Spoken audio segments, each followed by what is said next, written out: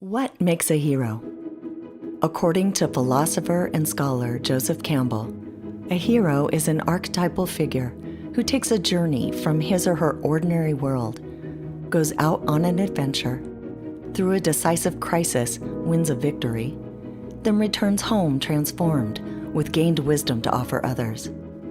This podcast explores real people, real stories, and the pivotal moments that changed the course of their lives forever. Love can look different and life can be rich, even if it's not what we had initially thought it was going to be or hoped it would be. In fact, even when it becomes everything we hoped it would never, ever be, ever, it can still show us its beauty and it can still really be worth living. There are some people who run away from difficulties. Dani Davis is not one of them. When there are challenges, she's a first responder. When there's darkness, she will do whatever it takes to find light. I've had the privilege of coaching Dani off and on over the years and know that she is a true hero on the journey. I'm Belinda Lambs, and this is The Moment When.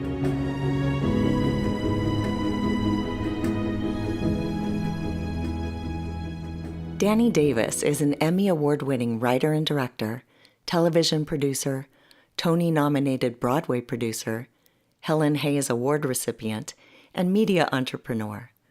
A graduate of Duke University, Dani serves on the executive board of the Duke Women's Forum and is on the board of advisors for Democracy Lab.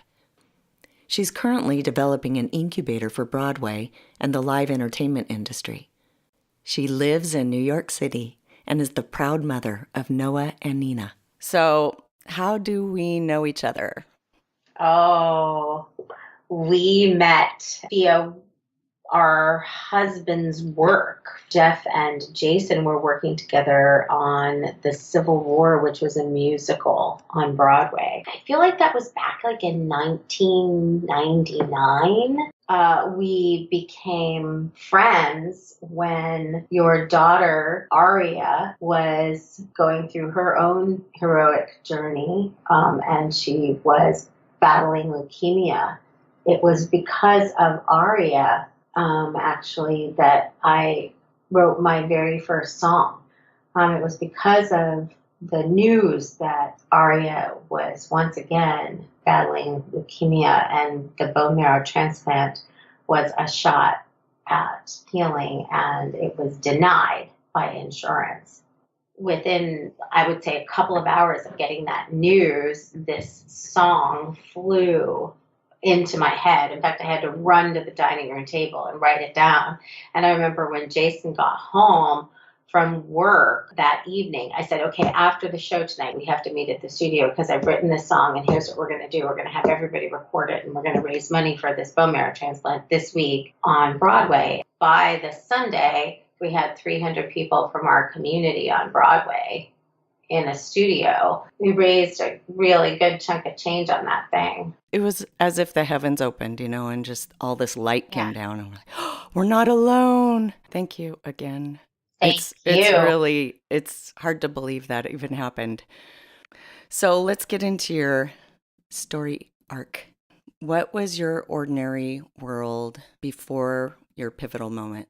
My ordinary world was very sweet and beautiful, full of people. I was married to someone I loved very much, who was an amazing stepfather to my son, Noah, and had been in his life since he was an infant. So we had a kind of lovely seamlessness. I had Noah, and then Jason and I had a daughter, Nina, who was just delicious. And we were really living this pretty wonderful life of great creativity. We had a production company. We had done our first musical on Broadway. Jason had written it. I had produced it. We had developed it over a several years period. The door to our apartment, it was notoriously open and unlocked. And at any point we could come home during the day and see people in our home. And the fact that there were just people that felt great about being around and wanting to be around was really pretty spectacular. So it was a very full life of beautiful creativity, beautiful people, wonderful children.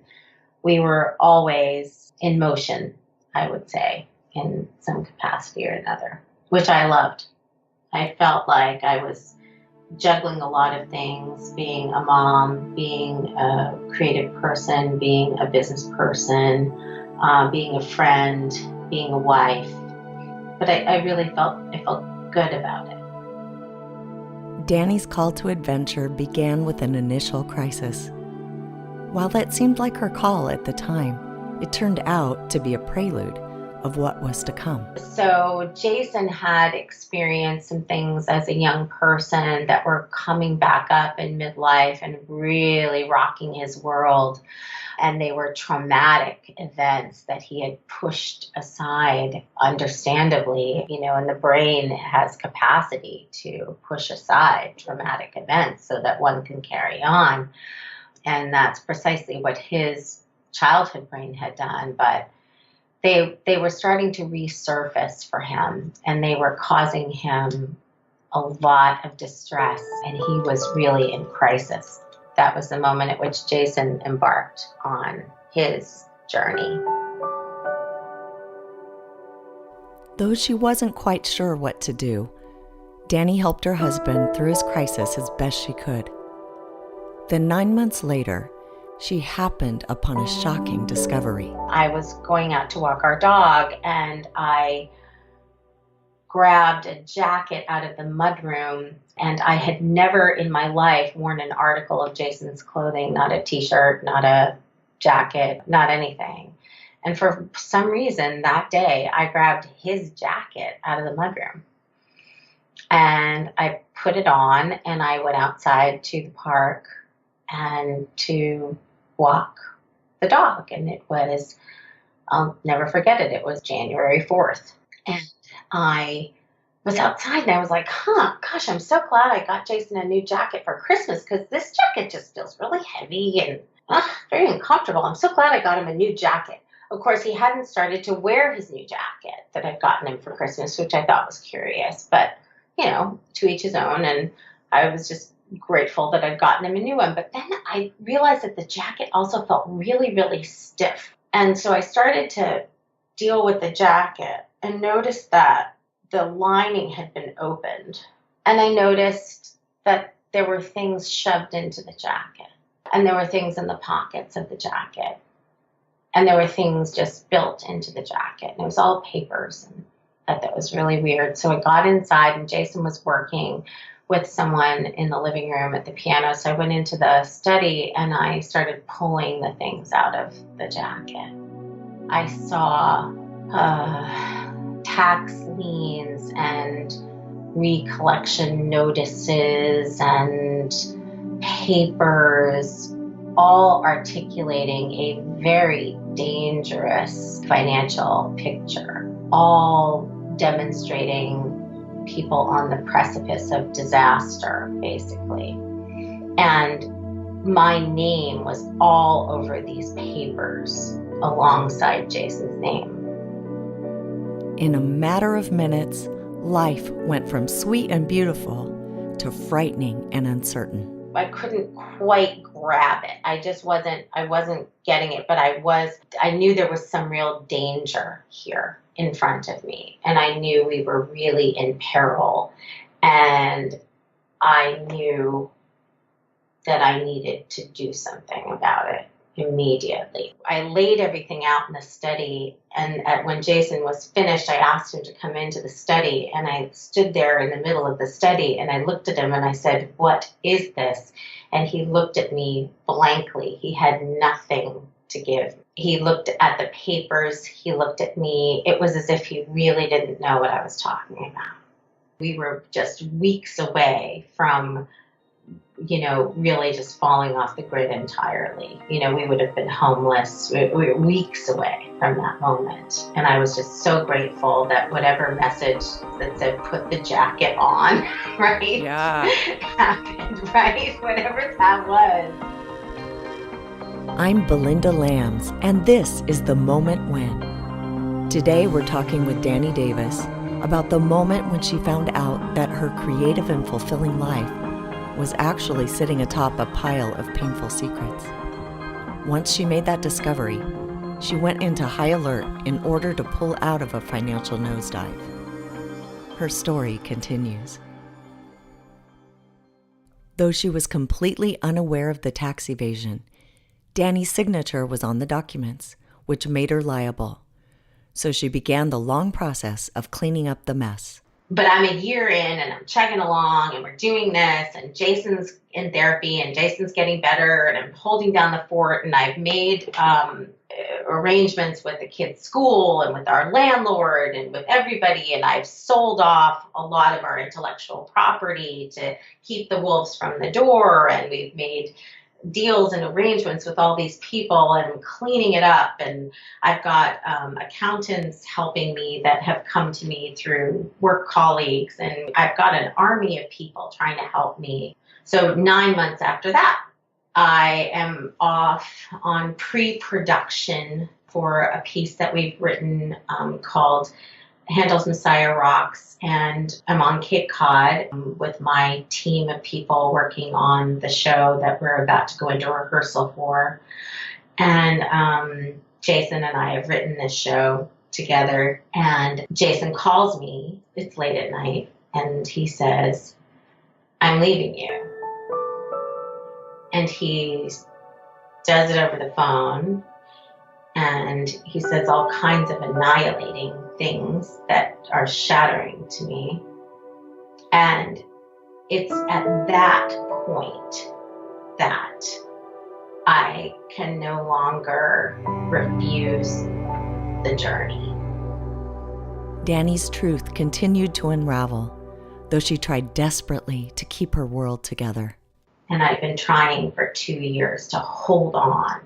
And we were not going to be those people to whom this happens. We were not going to be those people for whom our entire family gets tossed asunder and life as our family knows it ends. I was really resisting all along where we were inevitably going. Anybody in those 2 years would have looked at me and from the outside and said, "Wow, yes, like go," right? You know, I would have done the same thing. I would have looked at someone doing that and would have said, "Absolutely. Wow. What a strong person, you know, keeping it together," right? Trying to keep it together, doing everything she can to keep it together. When all the while, it's just eroding underneath you. Like, it's just like quicksand. But you're just resisting. So it was at that point when Jason called me that night, and I knew that my life had then changed, that was the moment when it was no longer ever going to be what it was before. She couldn't go back to her old world. It no longer existed. Now she needed to face the disorientation of this new version of reality head on. There was so much information that flew at me in that moment when he called me that I wasn't prepared for, that I wouldn't have ever imagined would have been something I would have to carry and journey with. Just annihilating our relationship, our bond, our connection, our past, who I was to him, just telling me that from the very start, it was never what I thought it was. I think the one thing that was very powerful for me that took years for me to settle in my mind was a statement that said, "I hated you from the 5th day of our relationship." Wow. It's just like going back and rewriting the entire story that you were living in. Yes. And you're like, oh my God, that was 15 years ago. Like, how do I make sense of that? You know, like it was, you know, how do I make sense of everything we created and who I believe we were to each other? And how do I make sense of these children? And how do I make sense of this work? And how do I make sense of anything I thought was true? Because apparently none of it was true. It was just like, sort of like, what? You know? Talk about vertigo. Yeah, it was vertigo. And so that is where my real hero's journey began, because it was a free fall from right there. Like, it was like there was nothing underneath me anymore. I couldn't pretend there was anything there. I was completely cut loose, and I was in another place, and I had to accept it. In order to protect herself and her children, Dani needed to prove her innocence to the IRS. They walked closely beside her for the next 3 years. They had access to my bank account. They could call me up if they didn't like the fact that I bought 4 coffees in a day, for instance, and say, we're watching you, we're paying attention. And in order to achieve innocence fast relief, I had to prove that I truly didn't know anything about what Jason had been doing all those years. And the good news is I was ultimately able to prove it. So it was about 8 years there where I was really dealing with this mess that had been created. The primary work of the journey was finding my own truth, finding my own authenticity, coming back from having my life just declared null and void by the very person that I believed in and loved so much, with whom I built that life.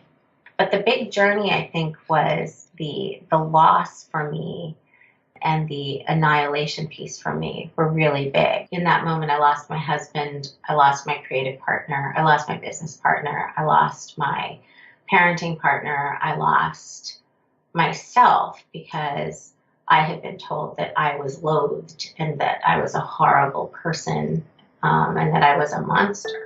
And I thought, I better go figure this out. Maybe I'm that person. After losing her roles and identity, Dani wasn't quite sure what was true anymore. Was she really just a monster? And what led her to believe that anyway? Back to the January 4th discovery moment, when I saw this crazy decade or more mess in front of me that I couldn't imagine how it had been created. I remember about a month later just standing in my kitchen and yelling at Jason and screaming at him, screaming, how could you? How could you have never told me about this? How could I have lived in such oblivion for years? How could I have lived in danger? I mean, our health insurance had been canceled over a year before. So we would go away on business trips, and I would put the kids' health insurance cards down on the counter, and unbeknownst to me, I was just putting pieces of plastic down on the counter for the babysitters. And I remember losing my mind, screaming at him, right? So when he told me when he was leaving me, you're a monster, I was like, yes, I am, because I screamed at him that night. I am a monster. How could I scream at him? He had this childhood trauma that was coming up. He couldn't control it. So I started to talk to myself in that way. You are a monster, because you couldn't put your feelings aside as he was going through his own odyssey. In the hero's journey, there are often allies who show up to help. Dani was gifted with a vast amount of supportive friends and family who rallied around her in remarkable ways. A beautiful babysitter that I'd hired in the summer because we were going to be very, very busy with work in the fall showed up at my doorstep 2 days after this happened. I called Maggie Mary Poppins because she literally just swept in. And when I was dealing with all of the IRS stuff and working 3 jobs and all of those things, Maggie was just right there for my children in that first year. She just showed up. Never met her before, and she became an intrinsic part of the journey first year. Mm-hmm. Remains, very close in our family. Mm-hmm. And then there were all of these, I called it the good men thing, because when I was married to Jason, I would have people just stop me, people at the kids' school or people in our community, and they say, oh my gosh, he is such a good man. He's constantly jumping in and volunteering and doing this and picking up Noah and doing that. And I would say, I know, it's amazing. He is such a good man. And women would always say to me, oh, you're so lucky. He's such a good man. He's always helping. He's so good. I know, such a good man. And then all of this stuff went down, and he had been keeping this peril, this financial peril that we were in from me, and hiding all of these things for years, and then left me and called me a monster. And I was like, hey, wait a minute, where'd my good man go? So what was so interesting about those first couple of years is that truly the people who leapt in to help me logistically were all men. A good man in the form of an attorney who wasn't going to charge me $40,000, which had been accrued over time, and was going to help me get across the finish line on this because it mattered to him personally. The good man accountant who took everything back that we had previously done the year before and helped me recreate it, and stood on the front lines with the IRS for me, acting as my advocate without asking me to pay him. Wow. The colleague who hired me onto his company so I would have a job and a paycheck, and I would have benefits that I so needed, who made room on his company, and his company had to grow because it had to add me, and he did it. So there were people, sort of jumping in, and this is what one finds on that road to discovery, is that people want to participate. The moment when can show up multiple times in the journey, as you've heard. There's often one particular point where the hero makes a difficult and defining decision. For Dani, that decision was motivated by something much larger than herself. It wasn't until the kids started going down, I then felt the serious challenge of this journey. That's when I was really in it. It was fighting for the kids and fighting for their well-being that woke up in me the understanding that I had this, and I did not need to worry about my ability to get us there, that I was just charged with getting us there. And while the outcome might not be what I had ever hoped for, I was going to get us there, and I was going to get everyone safely across the finish line. Not unbattered, because both of the kids had their own crazy experiences as well. But we were going to grow from those experiences, and their strength and resilience was going to be there. And even Jason was going to have his own journey. Earlier in this experience, he just hated himself so much, and he just wanted to kill himself. And I would talk to him about the legacy. Is this the legacy you would leave for your children? Is this who you want to be to them? So how do we get through another day? And now I see Jason, and he's strong, and he is happy in his life. And while I'm not in that life, I am happy that he's strong and happy. Is it the outcome I was hoping for at the time when this all began? Absolutely not. But he's okay. You can listen to more amazing episodes on soulorganizer.com. We are supported by listeners who enjoy and believe in this work. For as little as $5 an episode, you can become a patron of this show. Just go to patreon.com. Patreon is a membership platform that provides a way for artists to get paid for their creations. You can find the link in the info box.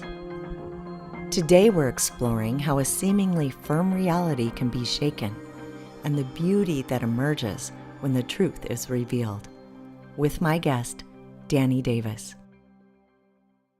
Although each family member experienced their own dark night of the soul, they also experienced their own breakthroughs. Noah has grown in so many ways that are almost unfathomable, so that he's a 21-year-old young man who has this beauty about him. I guess it's kind of the only way to describe it. He has a kind of compassion and insight and beauty that just pours out of him. He is wise in so many ways and is of great help to so many people and is such a good friend.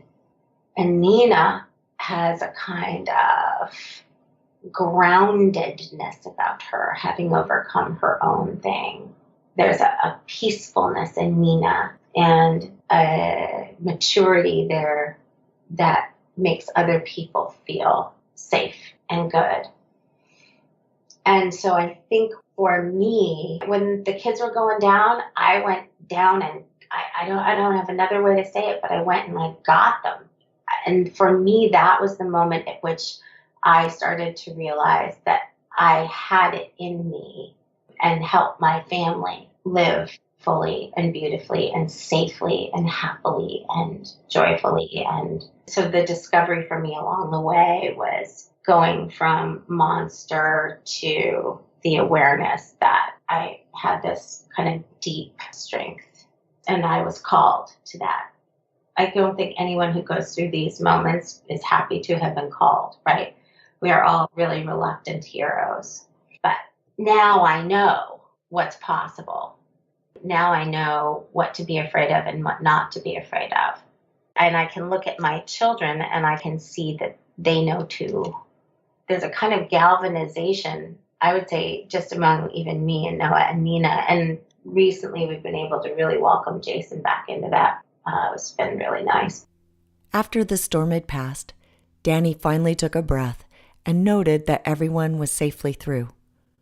At that point, she gave herself permission to let down after living in years of stress.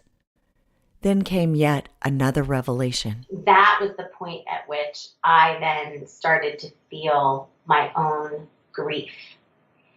And I recall actually, Belinda, that you helped me identify that because I didn't know what was happening. I was thinking, well, everybody's okay. What's the problem here? You know, what's wrong? You're good. You did it. Everybody's fine. And then I started to feel lost for the first time. I hadn't had the luxury, actually, of feeling anything in that period of time where I was on the journey. I was facing challenges. I was facing my fears. I was facing my anxieties. I was battling the dragons. I was absolutely in it.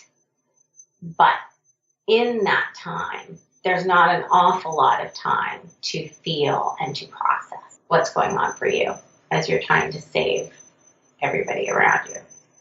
When the grief finally hit me, it hit really hard. And the great counsel was, let yourself feel it. You got to let it come. Whatever this is, just let it come. And that was a great lesson. I imagine everybody who goes through this, there's that moment on the other side where what just happened actually starts to sink in. And I would say then that's where the growth occurred. That's what life is. It's about risking our hearts, and it's about being brave and courageous enough to allow the gray area to be our reality.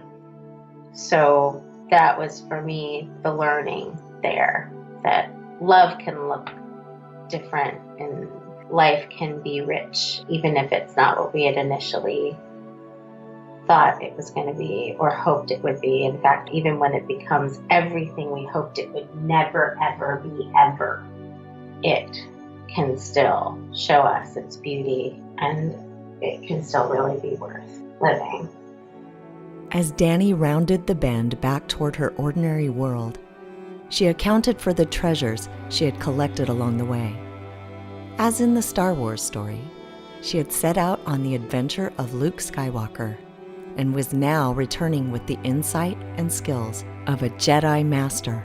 That's what we carry forward, is we can do what we can do. We can love, we can bear witness to other people's journey, We can see them on their journey. If we get the opportunity to be an ally to someone in their hero's journey, that's a gift. I would say that prior to this whole journey for me, I used to think I knew how things went. And if I did it this way, it would go like this. And I would make this happen. I could make that happen, and I could make that happen. And I was a person who made things happen, I thought, right? I controlled things, outcomes, everything. If I muscled it and mustered enough and forced it, and I could make it happen, whatever it was. And I did. I made stuff happen. I made Broadway musicals happen. I had kids. I made stuff happen. But the journey that I then took was, well, everything you thought you made happen, yes, those things are there, but underneath all of it was all this stuff that you didn't know about the whole time that was impacting everything. So the underbelly of everything showed itself to me, and the recognition that I couldn't in fact control outcomes. Everything was really out of my control, and it's all really magical thinking. So now I think I have real compassion. When people are on these journeys, I feel like the best thing I can do is bear witness to the journey, to that person on the journey, and say, I see you. And I'm not going to pretend to know how this is going to go. And I'm not going to pretend to know that I know what you should do, because I don't. I'm not going to force myself on you and make it go a certain way. But I am going to be here and hold the space for acknowledging you and honoring you and seeing you on your journey and being there in whatever way I'm called as an ally, as your Obi-Wan Kenobi. Heroes don't return home empty-handed. They come with an elixir of gained wisdom to offer others. And my sister, weirdly, is battling her life's biggest challenge to date, and she's faced many. But this one is the moment that changed her. And she is paralyzed from her waist down by an insidious virus called transverse myelitis. And we're a few weeks in, and she's about to go into rehab, and we don't know what the prognosis is. This is kind of all over the map. We don't know what life's going to look like, and we don't know anything. She is needing to let go of everything that was. There's no turning back. Life as she knew it is over. She's been called to her journey. And I am absolutely humbled by witnessing it. And I don't know, weirdly, that I could even be here holding this space for her had I not gone through what I went through. I don't know that I would have known to just honor the person on the journey without putting some agenda on that person. Because when we see people in danger, we want to fix it for them. Well, if you do this, and then you do this, and then you do this, you'll be fine. And it's funny that when you're on the hero's journey, it's not that easy. So somebody who's been through their own fire knows that they don't know anything, and they know how to hold space for you. And those people become very important. And as I look back on my own journey, the people who helped me in that way, who leapt in to help without adding an agenda, were people who themselves had been through their own journey. I left Dani with a few of my own insights about the journey and about who she has always been in hers. Your capacity gets expanded, and you now have access to resources that you didn't even know you possessed. And maybe they got formed through it, or maybe they were there and you just found them. But however it works, you're able to be in the journey with someone else as the witness and as the safe place, just holding that space, like you said, because your vessel has been expanded. And that is such a gift to give to others as it was given to you. And then I think back when you gave it to me and you gave it to our family, before you had even gone through any of this, you still have had it in you. You just have now another version of your ability to help. As long as I've known you, you've been a person that would jump in and help and been very concerned about the plight that other people are in. You're that person. And you will do something about it. You will do something to make a difference. You're not just a bystander.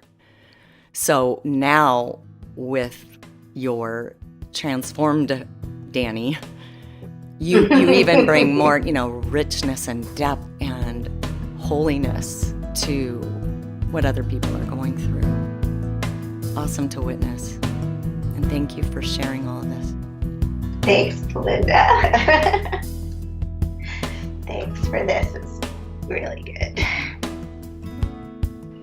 Dani recently built Girl Starter, a media company dedicated to supporting girls and young women building on their passions. Now she is actively bringing her passion for writing, creating, and collaborating back into her life, directing musicals, developing new theatrical works, and building space for artists to bring their own passion to life. You can connect with her at ddintheshop@gmail.com. The Moment When is produced by Soul Organizer. Music is composed by Jeff Lambs. This episode was sponsored by these generous patrons, the Muller Foundation and John and Karen Ferraro. The Moment When is funded by listeners like you. If you enjoy this podcast, then please consider becoming a patron at patreon.com. You can find the link in the info box. And rate and review us on iTunes. It really helps. I'm a life coach available for private coaching. If you'd like to work together, I invite you to email me and set up a free consultation. You can learn more about me and my work at soulorganizer.com.